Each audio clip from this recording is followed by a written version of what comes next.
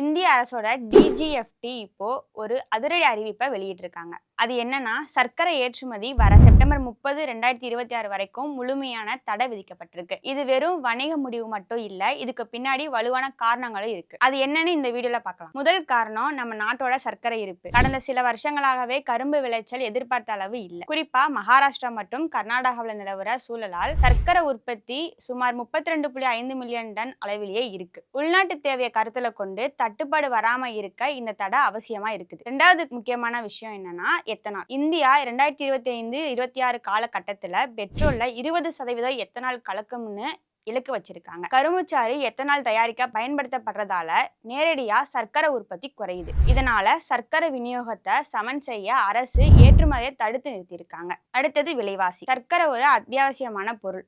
இதோட விலை உயர்ந்தா அது ஒரு செயின் ரியாக்ஷனை உருவாக்கும். ஹோட்டல் விலையில இருந்து பிஸ்கட், இனிப்புகள்னு எல்லாத்தோட விலையும் ஏறும்.